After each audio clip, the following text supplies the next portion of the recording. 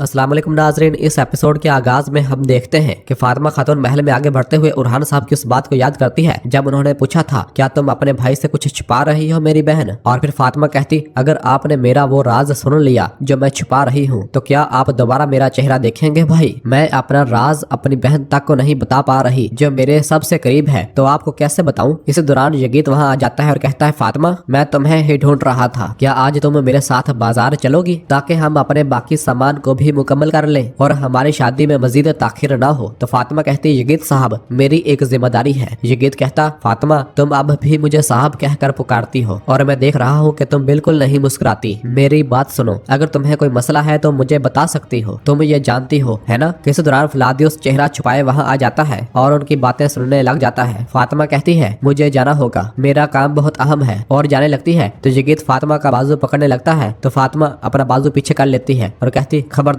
खबरदार मुझे हाथ मत लगाना। यगीत कहता फातिमा तुम मेरी मंगेतर हो। तो फातिमा खामोश रहती है और कोई जवाब नहीं देती और वहाँ से रवाना हो जाती है, जबकि फ्लादियुस ये सारा मंजर देख रहा होता है, जबकि यगीत बहुत परेशान हो जाता है और दूसरी जानब रवाना हो जाता है। उसके चले जाने के बाद फ्लादियुस फातिमा के पीछे रवाना होता है। इधर फातिमा अपने कमरे में दाखिल होती है और बहुत परेशान नजर आ रही होती है और वो कमरे में मौजूद अपने जहेज के सामान को उठा उठा कर फेंकना शुरू कर देती है और तमाम कपड़े बखेर देती है और रोते हुए कहती मैं ये नहीं कर पाऊंगी, मैं बर्दाश्त नहीं कर पा रही, मैं ये बोझ मजीद बर्दाश्त नहीं कर सकती, ये मेरे दिल पर तमाम अल्फाज से बढ़कर एक बोझ है। और फिर एक संदूक खोलती है और उसमें से एक कपड़ा निकाल कर अपने सीने से लगाते हुए कहती मेरे अल्लाह तू मेरी मदद फरमा। इस दौरान फ्लादियुस अपना चेहरा छुपाए कमरे के अंदर दाखिल होता है और फातिमा को देखता है। फातिमा जैसे ही पीछे मुड़कर देखती है तो उसके मुंह से बेसाख्ता निकलता है अकचोरा। फ्लादियुस कहता फातिमा और उसकी जानब बढ़ता है। फातिमा कहती क्या तुम वाकई यहाँ हो, और फिर फौरन अपना खंजर निकालते हुए कहती फ्लादियुस तुम यहाँ क्या कर रहे हो। तो फ्लादियुस फौरन उसका खंजर पकड़ लेता है, जबकि इधर बाहर यगीत फातिमा की इस हरकत पर कशमकश में मुब्तला होता है और कहता मैंने क्या किया है, मैंने तो बस तुम्हें रोकना चाहा था, और वैसे भी हमारी शादी होने वाली है, एक तरफ मेरे वालिद और दूसरी तरफ तुम्हारी ये हालत, हमें ये शादी जल्द करनी होगी। फातिमा मैं तुम्हें दोबारा नहीं खोना चाहता, ना अपने वालिद की वजह से ना किसी और की वजह से, हम अब बात करेंगे। और ये सोचते साथ ही यगीत दोबारा फातिमा के कमरे की जानब बढ़ता है, जबकि इधर कमरे में फ्लादियुस ने जब फातिमा को पकड़ा हुआ होता है। फातिमा पूछती क्या तुम दोबारा खून बहाने आए हो, मैंने तुम्हें पहले ही खबरदार किया था अगर दोबारा मेरे सामने आए तो तुम्हारी मौत मेरे हाथों होगी। फ्लादियुस कहता क्या तुम बाज नहीं आओगी, है ना, तुम्हारा गुस्सा ऐसा ही है। फातिमा कहती मेरा हाथ छोड़ो। फ्लादियुस कहता फातिमा मेरी बात सुनो, मेरे पास ज्यादा वक्त नहीं है, तुम्हें मुझे उरहान के पास ले जाना होगा। फातिमा कहती मैं तुम्हारी लाश ही अपने भाई के पास लेकर जाऊंगी। फ्लादियुस कहता सिर्फ एक बार मुझ पर भरोसा करो अकचोरा की खातिर। फातिमा कहती मैंने वो गलती एक बार की थी, उसका नाम दोबारा अपनी जुबान पर मत लाना। फ्लादियुस कहता फातिमा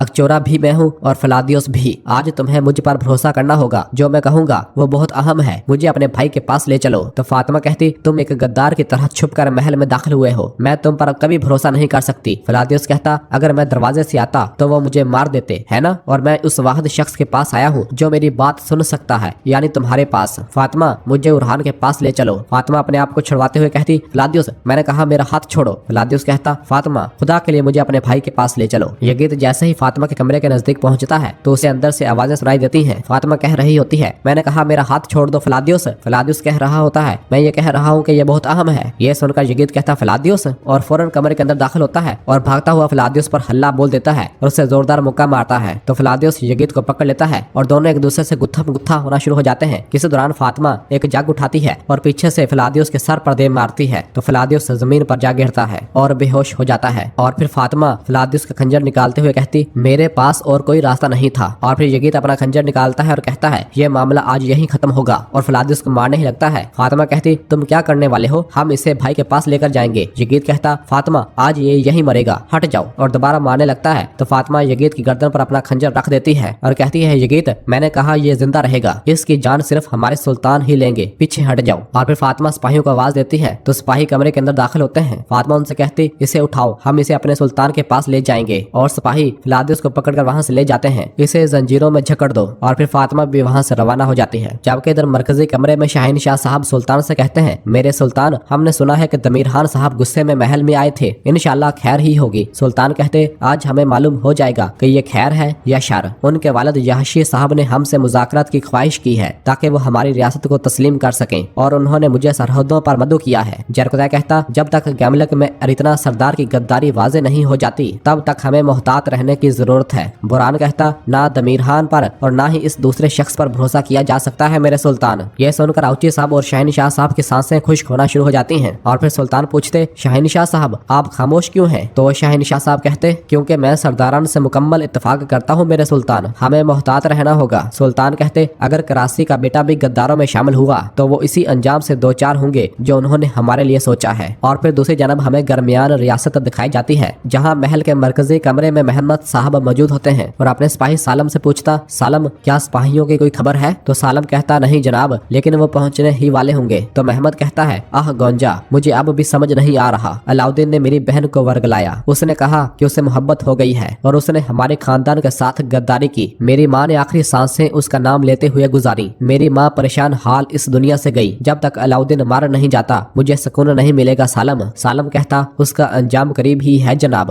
महमद कहता, इंशाल्लाह। इसी दौरान एक सिपाही इजाजत लेकर कमरे के अंदर दाखिल होता है और आकर बताता है, गोंजा खातून आ गई हैं। यह सुनते साथ ही महमद कहता, उन्हें अंदर आने दो फौरन, और खड़ा हो जाता है और बहुत ज्यादा खुश दिखाई देता है। इस दौरान गोंजा खातून कमरे के अंदर दाखिल होती है और महमद गोंजा को देखता है। गोंजा आकर कहती है, भाई। जबकि इस दौरान पीछे से ही अलाउद्दीन साहब भी कमरे के अंदर दाखिल होते हैं। अलाउद्दीन साहब को देखकर महमद के रंग उड़ जाते हैं और अलाउद्दीन अंदर आकर कहता है, अस्सलाम वालेकुम महमद साहब। तो महमद खामोश रहता है। जबकि दूसरी जानब जंगल में नीलोफर खातून के हाथों को बांधकर जब उसे गाड़ी पर बिठाने लगते हैं तो नीलोफर स्पोर्चा से पूछती, तुम क्या चाहती हो? तुम्हारा मसला क्या है? स्पोर्चा कहती, नीलोफर, मैं तुम्हें उसी जबान में समझाऊंगी जो तुम समझती हो। मेरा भी एक अजीम मकसद है, मैं वो सब वापस ले लूंगी जो मैंने खो दिया है। नीलोफर कहती, स्पोर्चा, बोरसा को भूल जाओ। स्पोर्चा कहती, सिर्फ बोरसा ही नहीं बल्कि बोरसा, गैमलक और सब कुछ। नीलोफर कहती, यह नामुमकिन है। स्पोर्चा कहती, नामुमकिन? जब तुम और उरहान मेरी गिरफ्त में हो तो बोरसा तो बहुत पहले ही मेरा हो चुका है। नीलोफर कहती, उरहान तुम्हारे जाल में नहीं फंसेगा, तुम ये देख लोगी, वो आएगा। स्पोर्चा कहती, तुम डर रही हो, तुम अपनी जिंदगी में पहली बार खौफजदा हो रही हो क्योंकि तुम पहली बार अकेली हो। यही हमारे दरमियान फर्क है। मैं कैद होने पर मौत को तरजीह देती हूँ जबकि तुम इस इंतजार में हो कि कोई आकर तुम्हें बचाए। ये सुनते साथ ही नीलोफर एक जोरदार मुक्का शहजादी को दे मारती है और अपने आप को छुड़वाने की कोशिश करती है, जिस पर शहजादी अपना खंजर निकाल लेती है और नीलोफर की गर्दन पर रखते हुए कहती, नीलोफर, अब वक्त आ गया है कि मैं तुम्हें तुम्हारी हद सिखाऊं। जबकि दूसरी जानब बोरसा में हम देखते हैं कि फातिमा खातून फिलादियुस को पकड़कर जब सुल्तान के सामने पेश करने के लिए ले जा रही होती है और उसे बाहर लेकर आती है, उसे देखते साथ ही सब लोग गद्दार गद्दार कहना शुरू हो जाते हैं। फिलादियुस के हाथों को जंजीरों से बांधा हुआ होता है और फातिमा उसे लेकर सुल्तान के सामने पेश करने के लिए आगे बढ़ रही होती है और लोग मुसलसल कह रहे होते हैं, तुम मरोगे गद्दार, तुम मरोगे। और उसे लेकर जैसे ही सुल्तान के कमरे की जानब बढ़ते हैं तो रास्ते में मालून पूछती, बेटी क्या हो रहा है? फातिमा कहती, माँ बाद में बात करेंगे, सुल्तान हमारा इंतजार कर रहे हैं। जबकि दीदार खातून भी उसे जाता हुआ देखती है। यगीत भी फिलादियुस के पीछे पीछे ही होता है और वो बहुत ही जल्द सुल्तान के कमरे के पास पहुंच जाते हैं। फातिमा कहती, दरवाजा खोले। दरवाजा खुलता है। सुल्तान उरहान सामने तख्त पर विराजमान होते हैं और फिलादियुस को देखते हैं और फिलादियुस उरहान साहब को देखता है। सिपाही फिलादियुस को लेकर आगे बढ़ते हैं और सुल्तान के पास आते हैं। शहनशाह साहब, बुरान, जरकतै और बाकी तमाम सरदारान भी वहीं खड़े होते हैं और फिर फिलादियुस को सुल्तान के सामने घुटनों के बल लाकर बैठा दिया जाता है। फातिमा का दिल धड़क रहा होता है। सुल्तान कहते, फिलादियुस, अब तुम्हें मेरे हाथों से कौन बचाएगा? और फिर गुस्से से उठ खड़े होते हैं और अपनी तलवार म्यान से खींचते हुए कहते, मैंने पूछा तुम्हें मुझसे कौन बचाएगा? और जैसे ही अपनी तलवार से उसका गला काटने लगते हैं तो फिलादियुस के मुंह से निकल आता है, अल्लाह। यह सुनते साथ ही उरहान साहब अपनी तलवार रोक देते हैं और एकदम साकन हो जाते हैं। फातिमा और यगीत भी हैरान होते हैं। शहनशाह साहब और बाकी सब भी सुल्तान की जानब देखते हैं और फिर फिलादियुस कहता है, जिसने तुम्हें मुझसे बचाया वो अल्लाह बचाएगा। फिलादियुस के मुंह से ये अल्फाज सुनकर तमाम सरदारान हैरान और शशोपंज में मुब्तला होते हैं। और फिर फिलादियुस पूछता, क्या तुम्हें लगता है कि वो मुझे नहीं बचाएगा? जबकि फातिमा के हाथ से फिलादियुस का खंजर छूट जाता है और वो सीधा जमीन पर जा गिरता है। जबकि सुल्तान उरहान साहब भी बिल्कुल साकन खड़े हो जाते हैं और फिलादियुस की जानब देखते ही चले जा रहे होते हैं।